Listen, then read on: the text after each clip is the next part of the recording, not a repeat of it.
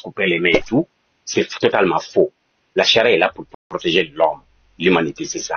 C'est ça. Attendez, monsieur, qu'est-ce qui vous embête pour une réponse claire? Qu'est-ce qui est prévu pour la posta? Ok, en une phrase maintenant, en une phrase. Peut-être qu'il va prendre ça ou il ne va pas prendre ça, en une phrase. J'ai déjà expliqué par métaphore la différence qu'il y a entre l'apostasie. Non, en fait, plus de métaphore. C'est-à-dire que c'est pas tout le monde. Plus de métaphore. Ah, mais monsieur, on ne peut pas. C'est comme ça que vous donnez vos cours, là? Parce que là, ça fait peur. Oui, le monsieur dans le commentaire a dit qu'il aura 60 ans. Quand ce monsieur répondra à la question. Non, je vais me mettre alors. Non. Allez-y, monsieur. Excusez-moi, allez-y. Et on vous écoute, mais répondez direct. Il faut bien qu'il démarre quand même. Non, Obosso, je peux te poser une question. Je te demande si c'est bon, si tu me dis c'est bon, bien, ok. Oui. Ok, Obosso, c'est-à-dire que, est-ce qu'on peut répondre à toutes les questions par oui ou non? Non. Vous répondez comme bon vous semble, mais répondez qu'on avance. C'est tout ce que moi je demande. Non, mais donc vous avez tout dit. Il veut une réponse par oui ou non, mais cette question, si je vous demande, monsieur Obosso, quelle heure est-il? Oui. Quelqu'un peut dire oui, ou quelqu'un peut dire non, ça n'a pas de sens. Ça n'a pas de sens. Oui, mais par contre, je peux dire... C'est pour ça que souvent... C'est pour ça que souvent... Ok. Monsieur Bosso. Je t'écoute. Monsieur Bosso, je vais vous dire quelque chose.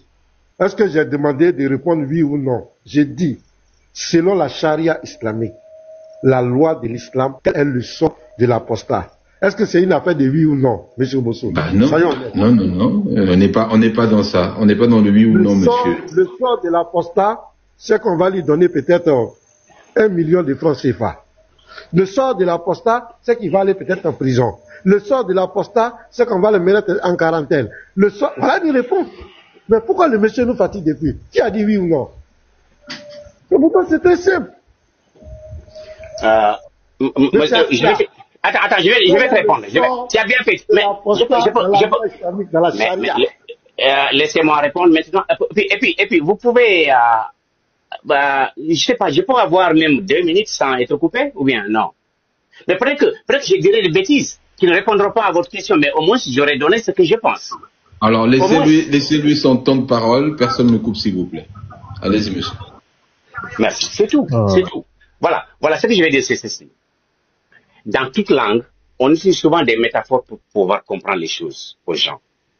Il n'y a rien de mal à ça. Ça fait partie de l'enseignement, ça fait partie de la connaissance. Tu as posé une très bonne question. C'est pas tout le monde qui mérite l'échafaud en quittant l'islam, c'est pas tout le monde. C'est pas du tout. C'est pas tous les voleurs dont on mérite de couper le doigt. La main, je sais pas. C'est pas du tout. C'est pourquoi j'ai pris cet exemple à terre pour faire comprendre à des gens, à tout le monde. Comme je l'ai dit, à des gens qui n'ont même pas fait les bancs. C'est comme ça aussi. Il faut qu'on soit très d'accord sur ça. Il y en a ceux qui connaissent et d'autres qui ne connaissent pas. Il n'y a rien de mal à ça. Il y a des gens qui sont meilleurs que nous tous, mais ils n'ont pas eu la chance d'aller à l'école. Est-ce qu'on va les dénigrer ici? Non, pas du tout. Mais en même temps aussi, on se dit on ne rabaisse pas la connaissance à leur niveau, on leur demande de faire des progrès pour pouvoir atteindre la connaissance à aussi. Bon, pour répondre à ta question, j'ai pris l'exemple de la main, c'est comme si c'est le même format. J'étais en Arabie Saoudite. Il a parlé de l'Arabie Saoudite. J'étais en Arabie Saoudite. Les bijouteries, ils les laissent complètement ouvertes comme ça. Les gens courent, ils vont vers la prière. Les clients viennent, ils rentrent à l'intérieur, il n'y a personne là-bas. Il n'y a personne. Tu attends. Tu prends ce que tu apprends, tu mets ça à la caisse, tu attends. Ou bien tu peux même sortir avec ta soirée d'or en attendant que le propriétaire vienne. Tu fais ça aux États-Unis. Tu prends tes armes, tu te mets devant ta maison. On va te tirer, rentrer à l'intérieur. On va dire que non, parce que là-bas, on coupe les mains. Ou là-bas, parce que quand tu sors de la région, on te tue. C'est pas vrai du tout. C'est pas vrai du tout. Quelqu'un qui a volé parce qu'il a faim, il a volé de la nourriture parce qu'il a faim, ou bien il a volé des bijoux pour aller les vendre et se nourrir, on ne lui coupe pas la main. Allez, ça fait 3 minutes, monsieur Aska, je suis obligé de vous couper, excusez-moi. Comme vous allez être le seul contradicteur tout à l'heure. Je vous laisse redescendre, monsieur Askia, et on va avancer avec la part du Christ sur cette démonstration, en fait, ce cours corané que sur l'apostat, et après vous pourrez remonter par derrière. Merci beaucoup, monsieur Askia, on vous fait descendre et on fait avancer un peu le schlimblik, s'il vous plaît. Ça vous va? Le monsieur dans les commentaires avait 30 ans. Il avait parlé. 30 ans. Moi, je répondrai plus. Je ne répondrai plus, je ne rigolerai plus. La barre du Christ, c'est à vous le panel. Faites-en bon usage. Moi, je suis là, de toute façon. Mettez les musiques que vous semblez. Édifiez-nous. Nous, on est là. Tapotez, partagez. N'oubliez pas les fameux gifts. Hein. Donnez-vous entre vous. Faites animer le panel, c'est important. Vous savez comment ça se passe. En tout cas, nous sommes là. Et vous avez Monsieur Ekia qui sera là. Hein. Les frères, on ne pourrait pas lire les deux passages introductifs du pasteur avant de démarrer. On laisse la parole au pasteur. Le pasteur va introduire et puis après les frères vous allez suivre. Voilà. Le pasteur commence. Si le pasteur est là. Ok. Excusez-moi. Hein. Voilà. Bon, je salue encore M. Bosso. Vraiment merci de nous recevoir sur ton panel, de nous permettre de nous exprimer et d'exposer notre pensée. Et ce soir, nous sommes encore là pour parler du sort de l'apostat. J'ai fait exprès pour interroger le monsieur devant M. Bosso pour qu'il puisse comprendre. Parce que ça, on peut faire tous les développements, c'est très bien, mais quand les questions sont posées de façon directe, vous avez vu comment le monsieur était gêné. Il était très gêné, mais ce qui me fait mal, c'est qu'ils savent la vérité, ils savent tous que le sort de l'apostat, c'est non négociable. Il n'y a pas de débat, il n'y a pas de divergence même dans cette affaire. Le sort de l'apostat, c'est clair. Et c'est avec ça, l'islam, cette religion, s'est imposée, a survécu avec deux choses. Ils se sont imposés par l'épée, par la guerre. Et personne ne peut les nier. Les conquêtes, les caravans, c'est avec ça l'islam s'est imposé. Ils ont fait des guerres. Tous ces pays que vous voyez, la Syrie, l'Iran, tous ces pays n'étaient pas musulmans. C'est par la guerre que l'islam s'est imposé. Maintenant, l'une des lois par laquelle ils ont pu maintenir les gens, effrayer les gens, pour les empêcher de sortir de l'islam, c'est la mort de l'apostat. Parce que quand tu rentres dans cette religion, quand on te dit, si tu sors, voilà ton sort. Donc même si tu veux sortir, ça va te faire réfléchir beaucoup. C'est pourquoi beaucoup quittent la religion musulmane dans l'anonymat. Ils préfèrent rester dans l'anonymat. Nous avons des personnes actuellement qui ne sont plus musulmanes, mais comme elles sont dans la famille musulmane, elles font semblant de faire le culte des sœurs et puis des frères. Beaucoup de personnes qui vont même à la mosquée pour ne pas être reniés par la famille, mais qui ne sont plus musulmans. Ils ont compris que ils ne sont pas dans la vérité. Donc l'une des lois qu'ils ont utilisées pendant des siècles pour maintenir les gens dans cette religion, c'est le sort de l'apostat. Et je vous dis, en ce 21e siècle, à l'heure où je suis en train de parler, les pays musulmans qui sont basés sur la charia appliquent ça, la mort de l'apostat. Et nous avons plein d'adicts que nous allons exposer ici. Donc, j'ai fait exprès pour poser la question à ce monsieur devant M. Bosso, et M. Bosso même a vu le malaise. Le monsieur est en train de tourner TJVC, parce qu'il est conscient que ce que j'ai dit, c'est la vérité. Mais cette religion est une religion de dissimulation. Il dissimule la vérité, il cache, et ça devient comme une secte. Ce sont les sectes qui cachent certaines vérités qui sont réservées aux initiés ou bien à certaines personnes. J'ai reçu un imam sur mon panel une fois, et l'imam nous a dit clairement qu'il a confirmé que en islam, il n'y a pas de débat. Celui qui quitte, on doit le dire, c'est son sort. Et il a même dit, ceux qui prêchent, il dit même quand tu prêches l'islam à quelqu'un, avant même qu'il fasse la shahada, tu dois lui expliquer ça. Tu dois lui dire que l'engagement que tu vas prendre, dès que tu vas rentrer, le jour où tu sors, voici ce qui t'est réservé. La personne doit savoir ça. Il a même dit ce jour-là, que celui qui cache ça, ce n'est pas un musulman honnête. Il n'est pas quelqu'un de bien. On doit dire la vérité aux gens que la loi de Allah quand tu rentres dans l'islam, il n'y a pas de retour. Tu dois mourir musulman. Si tu quittes, tu es dans un pays où on applique la charia, tu vas subir la rigueur de la loi. Donc, l'apôtre, les frères sont là, ils vont montrer les sources, ils vont montrer les tests. Tu crois que ça ne sera même pas un nom exposé? On va rentrer plus dans la confrontation. S'il y a des musulmans qui veulent réfuter, qu'ils montrent, on va s'affronter dans les tests. On va montrer quelques tests. Voilà, ça, c'est pas un développement qui va prendre plusieurs heures. Les tests sont clairs, les hadiths authentiques sont clairs. J'ai déjà donné 2 hadiths. Les frères vont en donner. Et puis si les musulmans disent que c'est faux, maintenant on va voir.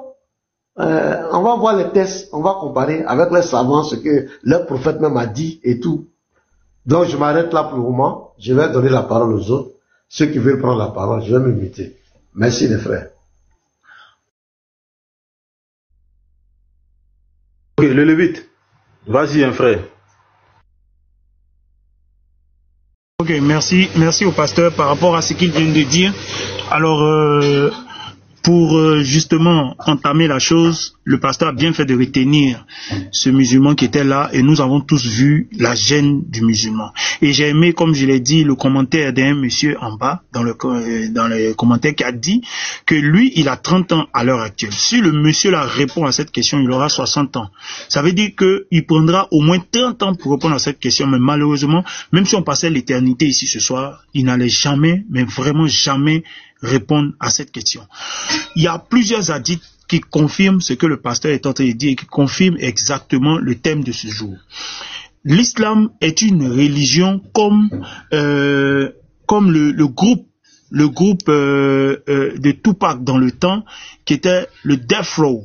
En anglais, ça veut dire couloir bon, j'ai pas envie de prononcer le mot, couloir de Jah. C'est-à-dire que tu as la possibilité de rentrer, il n'y a pas de souci, mais tu ne sortirais pas de là vivant. C'est ce qu'on appelle le death row, le couloir de la mort, pour ne pas trop prononcer le mot. Et c'est pareil avec l'islam. Et ce jour-là, le témoignage que le pasteur a rendu, moi j'étais présent sur le live du pasteur, un imam qui est en train de dire que ce n'est pas correct pour un musulman de faire convertir, sinon de convertir un autre musulman à l'islam, c'est-à-dire un autre païen à l'islam pour devenir musulman, sans pour autant lui dire, sans pour autant le prévenir, sans pour autant l'informer que là où tu es en train de rentrer, c'est-à-dire en islam, on ne sort pas. Auquel cas, on doit te dire. Et il y a plusieurs hadiths qui le disent. Et j'ai ouvert ma caméra justement pour présenter le hadith et je vais lire. Ça, c'est le premier hadith. Ça, c'est le Bukhari 69-22. Prenez note, les frères. Voici ça ici. Bukhari 69-22. Vous voyez? C'est là. Voilà, c'est ici. Bukhari 69-22. Vous voyez, j'ai fait la traduction devant vous tous.